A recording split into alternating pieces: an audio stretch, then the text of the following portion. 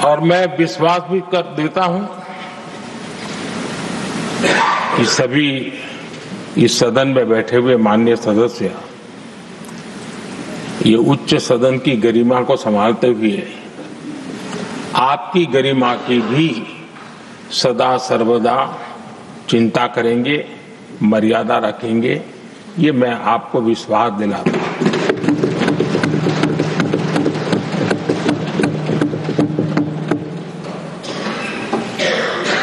हमारे सभापति जी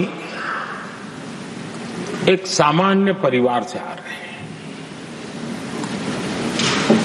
किसान परिवार से निकले हैं और पूरा जीवन समाज सेवा के लिए समर्पित किया है। समाज सेवा ये उनकी निरंतरता रही है।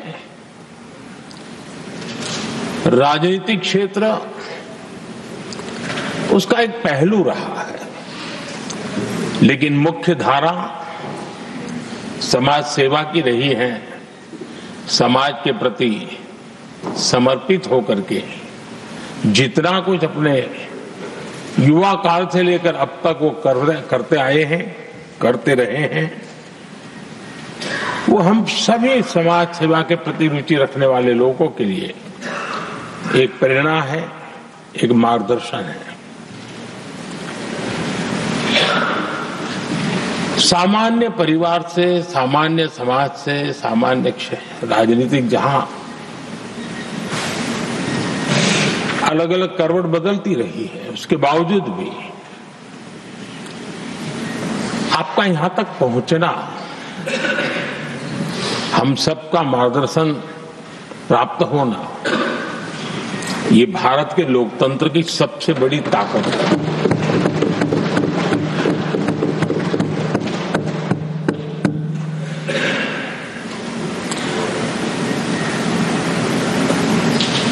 ये मेरा सद्भाग्य रहा है कि मैं आपको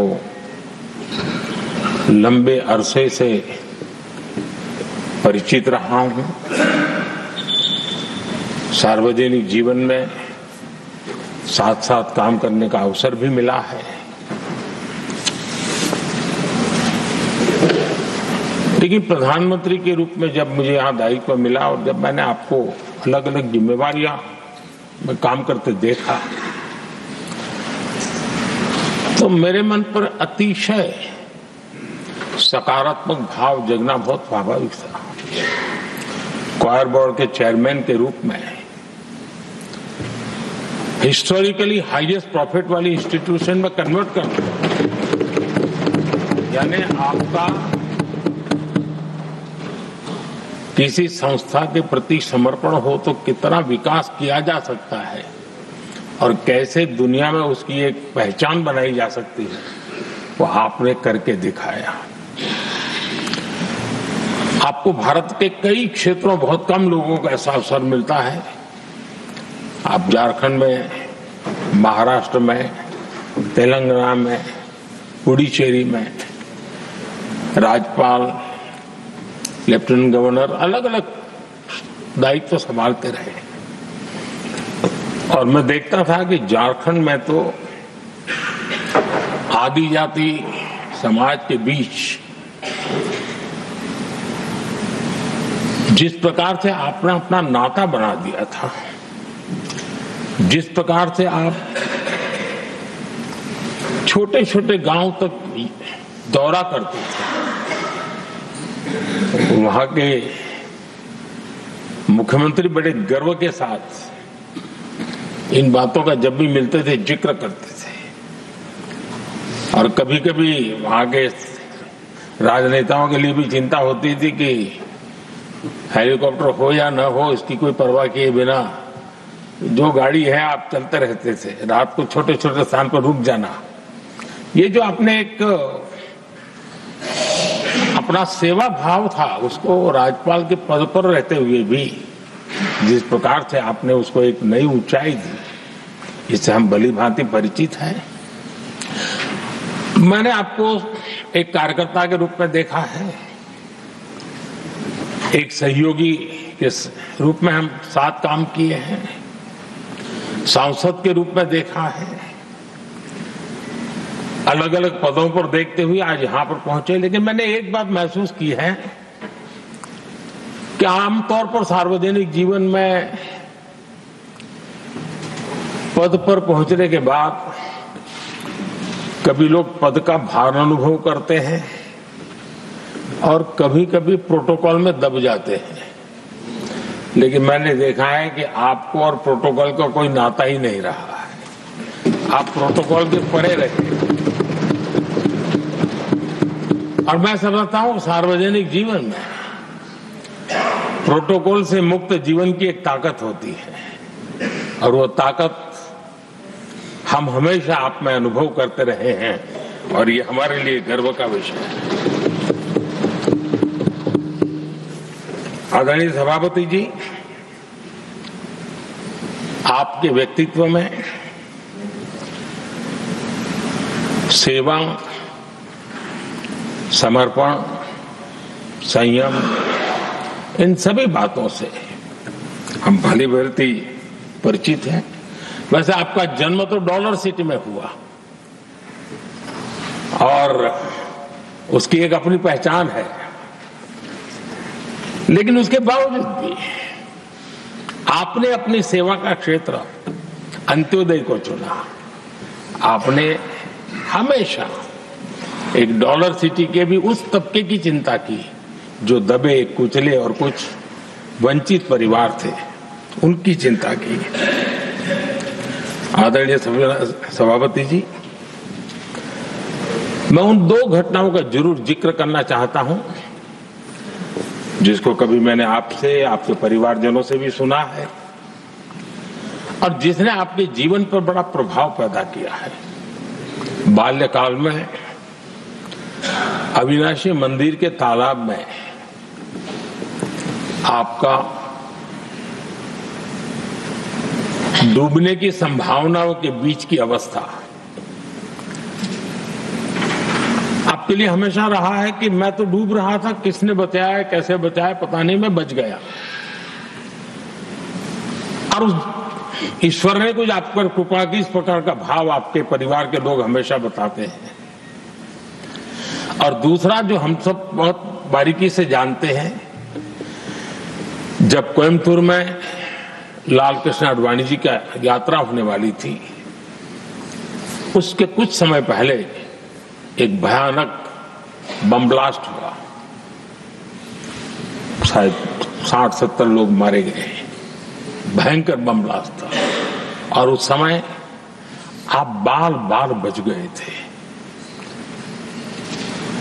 इन दोनों में जब आप ईश्वरीय शक्ति का संकेत देखते हुए अपने आप को समाज के प्रति अधिक समर्पित भाव से काम करने की जो आपने वजह के रूप में उसको कन्वर्ट किया, ये अपने आप में एक सकारात्मक सोच से बना हुआ जीवन का प्रतिबिंब है।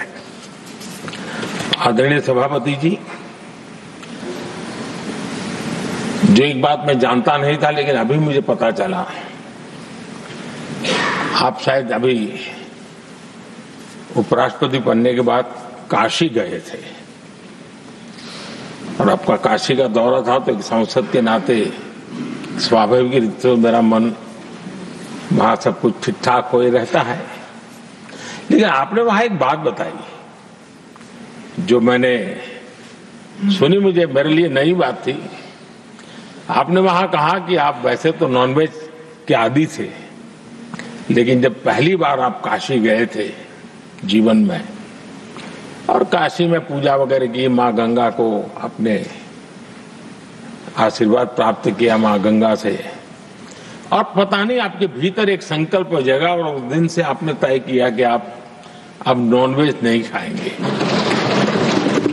अब ये कोई न कोई सात्विक भाव, कोई नॉनवेज खाने वाले बुरे हैं ऐसा मैं नहीं कह रहा हूं, लेकिन आपके मन में काशी की धरती पर विचार आया, तो एक सांसद के नाते मेरे लिए भी एक स्मरण रखने वाली एक घटना के रूप में मैं उसको हमेशा याद रखूंगा।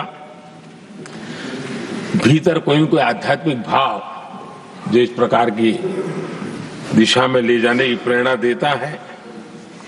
आदरणीय सभापति जी, छात्र जीवन से आपकी नेतृत्व सामर्थ्य रहा है। आज राष्ट्रीय नेतृत्व की दिशा में आप हम सब का मार्गदर्शन करने के लिए यहाँ विराजमान है। यह हम सब के लिए गर्व का विषय है। आदरणीय सभापति जी, आप लोकतंत्र के रक्षक के रूप में अपनी जवानी में, युवा अवस्था में, जब किसी को भी सरल मार्ग से जाने का मन कर जाता है, आपने वो रास्ता नहीं चुना, आपने संघर्ष का रास्ता चुना। लोकतंत्र पर आए हुए संकट के सामने मुकाबला करने का रास्ता चुना और आपने आपातकाल में एक लोकतंत्र के सिपाही की तरह जिस प्रकार से लड़ाई लड़ी,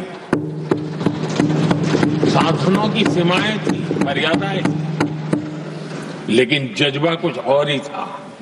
और वह उस क्षेत्र के सभी, उस सब पीढ़ी के नौजवान आज भी इमरजेंसी के खिलाफ की आपकी जो लड़ाई थी, लोकतंत्र के लिए आपका संघर्ष था, उसमें आपने जन जागृति के जो विविध कार्यक्रमों को अपनाया था। लोगों को जिस प्रकार से आप प्रेरित करते थे, वे हमेशा हमेशा के लिए लोकतंत्र प्रेमियों के लिए एक प्रेरणा देने वाली घटना रही। आप एक अच्छे संगठक रहे हैं, मैं भली भांति जानता हूं।